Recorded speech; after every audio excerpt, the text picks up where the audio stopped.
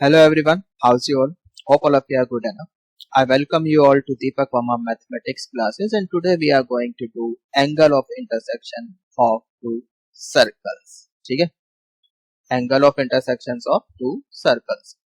But before we proceed our today's session, let's have a quick recall on what we did in the last session. तो last session में हमने क्या किया था, एक बार जरा देख लेते हैं जल्दी से. देखो याद आया? यस, फैमिली ऑफ सर्कल्स के बारे में हमने पढ़ा था और ये एक एग्जाम्पल भी हमने किया था. ठीक है, जिन बच्चों ने लेक्चर देखा है उनको पता है, याद आ गया होगा. जिन्होंने नहीं देखा ऑफकोर्स उनको नहीं पता, तो गलत बात है भाई. देख लो जल्दी से, है ना. सारे कॉन्सेप्ट्स अच्छी तरह से अपने स्ट्रॉन्ग कर लो. चलिए अब इधर देखो, angle of intersection of to circles की बात हो रही है. तो दो सर्कल चाहिए हमें. तो मान लिया एक सर्कल ये है, इसको हमने S1 इक्वल टू 0 बोला, और एक सर्कल ये है, इसको हमने S2 इक्वल टू 0 बोला. यहां तक समझ में आ गया? ठीक है. इस वाले सर्कल का सेंटर C1 है, इस वाले सर्कल का सेंटर C2.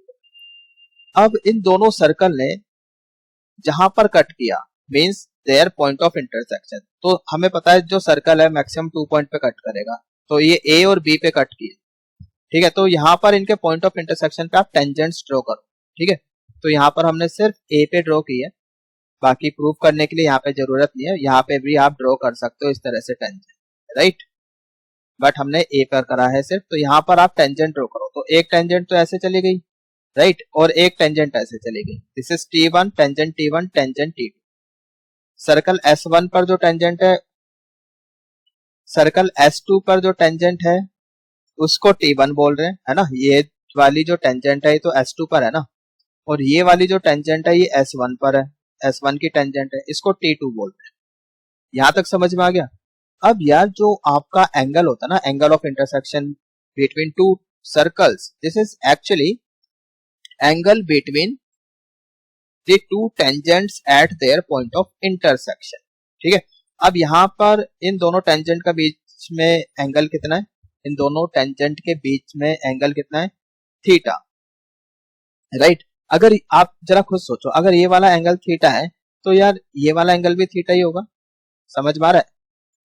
ऐसा है ना कुछ, ये टेंजेंट जा रही है, ये जा रही है. अगर ये एंगल थीटा है तो ये भी तो थीटा ही होगा, वर्टिकली अपोजिट. यस और नो? समझ में आ गया? देखो जरा ध्यान से. I hope it is clear now, है ना. तो अब आ जाओ जरा वापस. अब इस वाले ट्रायंगल में देखो, इन ट्रायंगल C1AC2, इस वाले ट्रायंगल में, ठीक है, C1AC2. समझ में आ रहा है? तो ये जो है ना, ये वाला एंगल कितना हो जाएगा? C1AT1, C1AT1. ये एंगल कितना हो जाएगा आपका? यार इधर देखो, ये पूरा एंगल कितना? 90, है ना. बीच में एंगल थीटा है, तो 90 में से थीटा माइनस कर दो ना. समझ में आ गया? तो 90 में से थीटा माइनस कर दो, you will get angle C1AT1, that is 90 minus theta. Similarly यहाँ पर भी C2AT2, ये वाला जो ट्रायंगल बनेगा इसमें ये जो एंगल है C1AT2, this is also 90 minus theta. Yes और नो? बिकॉज ये पूरा एंगल, भाई ये टेंजेंट जा रही है, ये पूरा एंगल आपका 90 है ना, यहाँ से लेके यहाँ तक. तो यहाँ पर एक बार मैं दिखा देता हूँ, ये पूरा एंगल 90 है ना. तो 90 में से थीटा माइनस कर दिया. ये बात समझ में आ गई? अब हम बात करते हैं इस वाले ट्रायंगल में C1AC2. इस वाले ट्रायंगल में देखो, कोसाइन लो पता है आप लोगों को? प्रॉपर्टीज ऑफ ट्रायंगल में पढ़ा होगा आपने ट्रिग्नोमेट्री में, कोसाइन लो. अब हम इस ट्रायंगल में क्या करने वाले हैं? कोसाइन लो लगाने वाले हैं. ठीक है, पहले ये देख लो ये एंगल कितना हो गया? C1AC2, ये एंगल कितना हो गया? टोटल एंगल भाई 90 माइनस थीटा, फिर बीच में आपका थीटा आ गया, फिर प्लस 90 माइनस थीटा. सही है? तो आप देख सकते हो यहाँ पर भाई आपका theta theta cancel, 90 plus 90 180 and minus theta. यहाँ तक सही है? बताओ जल्दी से. Is it clear? आगे चले. तो अब हम इस ट्रायंगल में C1AC2 में कोसाइन रूल लगाते हैं. ठीक, देखो जरा इधर, इन ट्रायंगल C1AC2 कॉस, एक बार मैं आपको फॉर्मूला बता देता हूं जल्दी से. इधर देखो, मान लो जैसे C1AC2, ये जो एंगल निकल कर आया ये कितना आ गया आपका? 180 डिग्री माइनस थीटा, राइट। अगर हम इस एंगल का कॉस ले रहे हैं, राइट, इस एंगल का अगर कॉस ले रहे हैं तो लेट्स से सपोज इसके अपोजिट वाली साइड ए है, ठीक है, इसके अपोजिट वाली साइड बी मान लेते हैं और इसके अपोजिट साइड सी मान लेते हैं। तो होता क्या है basically, cos of angle A, ठीक है, अगर हम ये वाला एंगल ले रहे हैं, अभी मैं इसको एंगल ए बोल रहा हूँ, कॉस ए, तो ये जो साइड्स इसके जैसे इंक्लूडेड एंगल हो गया ना इन दोनों साइड्स का, तो ये इनका स्क्वायर करो, बी स्क्वायर प्लस सी स्क्वायर, ठीक है, आजू बाजू वाली साइड्स का स्क्वायर का सम, माइनस इसके अपोजिट जो साइड है उसका स्क्वायर, डिवाइडेड बाय 2 टाइम्स आजू बाजू वाली साइड्स, ठीक है, बी सी। ये समझ में आ गया। तो ये फॉर्मूला है आपका, ऐसे याद रखने का तरीका बताया है एक, ठीक है। बाकी प्रूफ तो इसका प्रॉपर्टीज ऑफ ट्रायंगल में आपको बताया गया है। तो अब यहाँ पर क्या है, यहाँ पर सर्कल के केस में एक बार मैं इसको रब कर देता हूँ और दोबारा से बनाता हूँ, ठीक है। देखो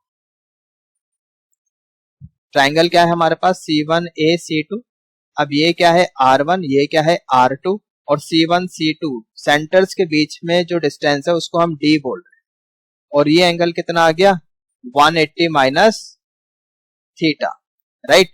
तो अब यहाँ पे कोसाइन रूल लगा लो, so you will get cos 180 minus theta equal to R1 square plus R2 square minus opposite वाली साइड का square minus D square divided by 2 आजू बाजू वाली साइड्स 2R1 R2।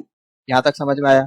तो अब यार इतना तो पता होगा ना cos 180 माइनस थीटा कितना होता है, सेकंड क्वाड्रेंट में जा रहे हो cos नेगेटिव होता है ना, टी रेशियो चेंज नहीं होगा, सो माइनस cos थीटा हो गया आपका। बताओ जल्दी से, ये समझ में आ गया। सो यहाँ पर भी अगर हम माइनस कॉमन ले लेते हैं यहाँ से, सो ऐसे लिख लेते हैं D square minus R square plus R1 square plus R2 square divided by 2R1 R2, सही है, और ये माइनस हट जाएगा आपका, ये प्लस हो जाएगा। Got it. तो ये फॉर्मूला है भाई साहब, इसको रखना है याद, ठीक है, याद रहेगा। चलो अब देखो जरा, मान लेते हैं कि हमारे पास जो सर्कल S1 है उसकी इक्वेशन है x square plus Y square plus 2g1x plus 2f1y plus c1 equal to 0, ठीक है, जनरल इक्वेशन है। S2 ये कोई दूसरा सर्कल है, तो X square plus Y square plus 2g2x plus 2f2y plus c2 equal to 0, ठीक है, ये कोई दूसरा सर्कल ले लिया, इसकी जनरल इक्वेशन ले ली हमने। अब इसका सेंटर क्या होगा S1 का, माइनस g1 माइनस f1, यही तो हो जाएगा। रेडियस कितनी हो जाएगी, let's suppose R1, so radius is under root g1 square plus f1 square minus c1। बताओ कोई दिक्कत नहीं, इतना ही तो होता है। अब यहाँ पे सेंटर कितना हो जाएगा, दूसरे वाले सर्कल का जो सेंटर है उसको C2 बोल रहे हैं, so minus g2 minus f2, सही बात है। जो दूसरा वाला सर्कल है उसके रेडियस को R2 बोल रहे हैं, under root g2 square plus f2 square minus c2। यहाँ तक सही है, जल्दी से बोलो। अब सेंटर्स के बीच का जो डिस्टेंस है, भाई सेंटर्स हमें पता है, डिस्टेंस निकाल सकते हैं, ये 2 पॉइंट पता है, 2 पॉइंट के बीच में डिस्टेंस फॉर्मूला तो पता ही होगा ना, डी क्या है यहाँ पे, डिस्टेंस बिटवीन सेंटर्स, ठीक है, that is mode c1 c2। तो स्क्वायरिंग कर लो दोनों side, so now distance formula लगाओ, you will get g2 minus g1 whole square plus f2 minus f1 whole square. Got it. अच्छा यहाँ पर ना करेक्शन कर लो, यहाँ पे भी माइनस f2 होना चाहिए, ठीक।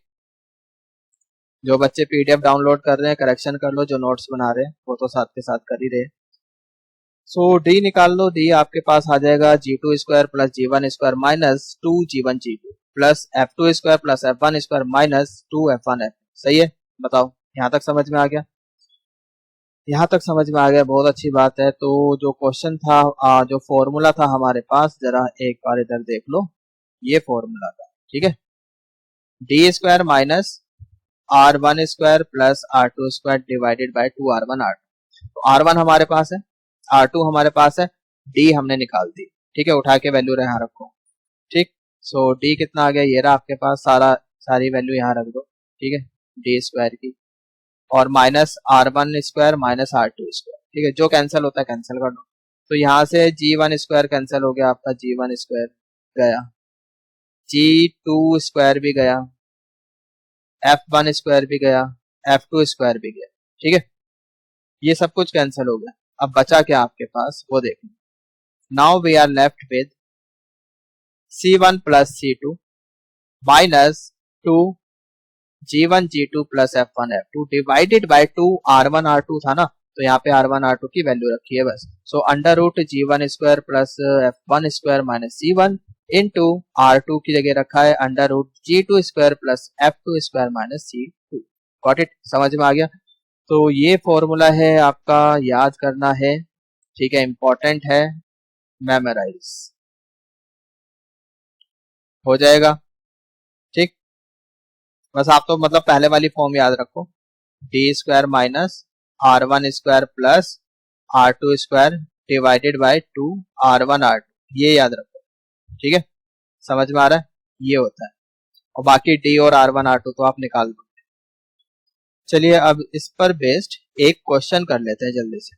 देखो इधर दो सर्कल है हमारे पास S1 S2। S1 है x square plus Y square equal to 4, सही है। S2 है x minus 2 whole square plus y minus 0 whole square equal to 4। तो दो सर्कल दे दिए, we need to find angle between them.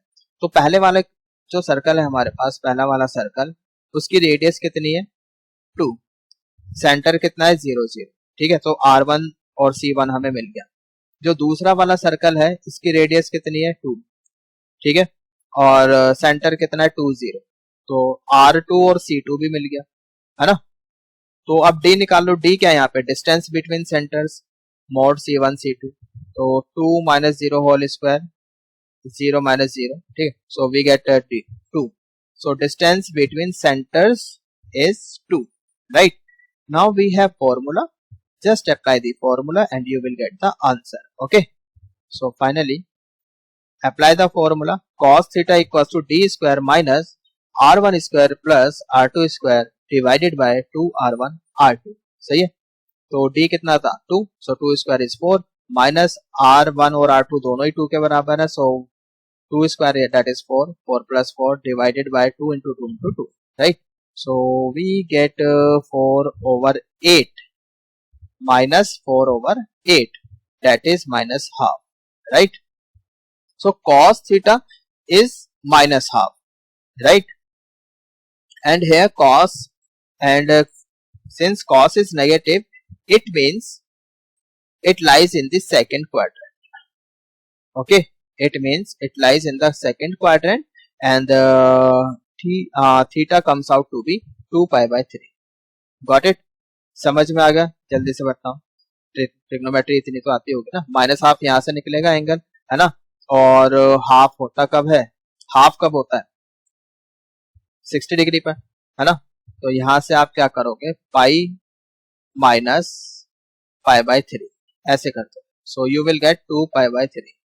Is it okay? So theta comes out to be 2 pi by 3. So this is how we can find out the angle of intersection between two given circles. ठीक है, I hope it is clear, समझ में आ गया है। तो ठीक है, आज हमें बस ये एक कॉन्सेप्ट करना था और I hope कि सबको अच्छे से समझ में आ गया है। ठीक है, so guys, see you soon in the next lecture. Till then, stay at home, safe and healthy. Goodbye everyone, take care.